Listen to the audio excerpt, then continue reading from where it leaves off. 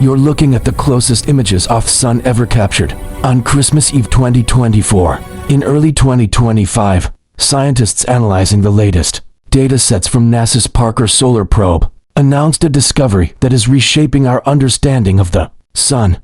During its 2024 and early 2025 close passes when Parker skimmed just 3.8 million miles from the solar surface, the probe detected a previously unknown solar phenomenon now called the flux veil. NASA's Parker Solar Probe made history. It became the fastest object ever built by humans, zipping through space at a jaw-dropping 430,000 miles per hour or 700,000 kilometers per hour. Even more impressively, it flew just 3.88 milliami from the Sun's surface, a distance so small that if Earth and the Sun were a foot apart, Parker would have gotten within a half-inch of the star. And now we'll finally get to see what Parker saw. For the first time, we have direct images of the solar wind and core anomalous ejections captured from right where they begin, the outer atmosphere of the Sun. The solar wind is a continuous stream of charged particles, mostly electrons and protons, that flows out from the Sun's corona. As these particles race through space, they carry the Sun's magnetic field with them,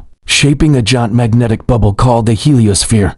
This bubble acts like an invisible shield, protecting all the planets in our solar system from harmful cosmic radiation. These incredible visuals were captured by an instrument aboard the spacecraft called WISPR, short for Wide Field Imager for Solar Probe. WISPR doesn't look directly at the Sun. Instead, it captures visible light from solar material as it bursts away from the Sun. When these images were taken, Parker was flying within the Sun's atmosphere. It was literally touching the Sun. You may have heard that phrase before. Parker touched the Sun. But how can a spacecraft touch the Sun if it's still millions of kilometers away from what we see as the surface? The answer lies in understanding what the Sun really is. Unlike Earth, the Sun doesn't have a solid surface. It's a gigantic ball of ionized gas or plasma. What we usually see as the Sun's surface is actually the photosphere, the region where the gas becomes dense enough to emit visible light. But this isn't a solid layer. It's more like a fuzzy boundary in a sea of plasma. The Sun's atmosphere gradually thins out above the photosphere. There's no clear dividing line, just layers of increasing trend or lower density plasma. So when Parker entered this outer atmosphere, the corona, it was in a very real sense flying through the Sun's material. The WISPR images give scientists a closer look at what happens to the solar wind shortly after it is released from corona, the outermost layer of the solar atmosphere. If you look closely at new images, you'll notice something remarkable. A dramatic collision of three massive solar eruptions known as coronal mass ejections or CMEs. These are powerful blasts of solar plasma and magnetic field hurled into space from the Sun's outer atmosphere. But what's truly fascinating is what happens when multiple CMEs erupt one after another. These aren't isolated events. Sometimes they collide and interact in space, creating far more powerful effects than a single CME. Understanding how these solar eruptions behave and merge is crucial, especially because it directly affects us here on Earth. When these powerful solar storms reach our planet, they can light up the skies with brilliant auroras, even in places that don't usually see them. But they can also cause serious problems, damaging satellites, disrupting power grids, and exposing astronauts to high levels of radiation. We've already seen the consequence firsthand. Remember the massive solar storms of May 2024? Those were triggered by a series of eruptions from a highly active sunspot region.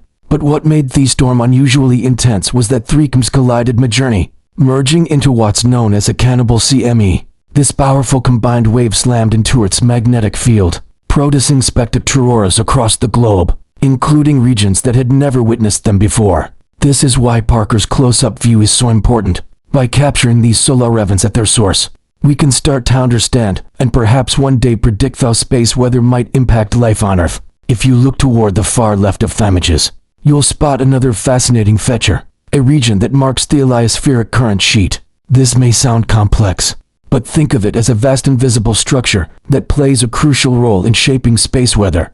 To visualize it, imagine looking at the Sun from the side. The current sheet would appear like a giant twirling ballerina skirt, spiraling outward into the solar system. It stretches far beyond the planets and wraps around the entire Sun. But what exactly is it?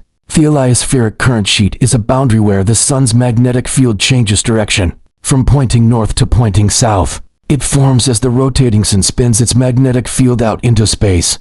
And this constantly moving sheet remains a permanent feature of the solar wind. Why does it matter? Because the current sheet can influence how solar eruptions like CMEs travel through space and how strongly they affect Earth, its own of the key regions scientists need to understand in order to better predict effects of solar activity. Back in 2018, NASA's Parker Solar Probe made a surprising discovery. It detected strange sudden zigzags in the flow of solar wind. These rapid changes, known as switchbacks, looked like the solar wind was folding back on itself in quick bursts, almost like magnetic whiplash. These weren't just isolated blips. Even in Parker's earlier flybys, switchbacks were seen clustering together, hinting that they weren't random. But during the most recent close encounter, scientists noticed something new. The switchbacks were more frequent, more intense, and even better defined. But these aren't just strange solar hiccups. They might hold the key to solving one of the greatest mysteries in solar physics. Why is the sun's outer atmosphere, the corona, hotter than its surface? It seems counterintuitive. The corona, which stretches millions of kilometers away from the sun's core, reaches temperatures over 1,000,000 C. That's 200 to 300 times hotter than the photosphere. If switchbacks are indeed caused by energetic magnetic events like our connection, they could be carrying energy from the sun's surface outward, helping to heat the corona to these extreme temperatures. By studying these zigzagging flows up close, Parker might finally help crack this decades-old mystery. The Parker Solar Probe is far from done. In fact, its most exciting phase hastily just begun. Between now and the mission's planned end in mid-2026, Parker will complete several more close passes around the sun, each one deeper and faster than the last. After its final Venus gravity assist in 2024, the spacecraft is locked into a record-setting orbit that brings it within 1/10 the distance between Mercury and the Sun. With each future orbit, Parker will fly through more intense regions of the solar corona, enduring higher temperatures and radiation levels than any spacecraft before. Its carbon composite heat shield, already tested in the December 2024 encounter, will continue to protect its instruments from external temperatures that can exceed 1,400 C or 2,600 F. Parker's data will be combined with measurements from European Space, a solar orbiter, which orbits further out, but carries powerful imaging instruments. Together they provide a 3D picture of solar phenomena. Parker measures from within while Solar Orbiter watches from afar. Like Voyager revealed the edge of the solar system, Parker is revealing its origin. It's a once-in-a-generation mission that is rewriting our textbooks. One question we get asked all time is, how does the Parker Solar Probe not melt when it dives into the sun's atmosphere?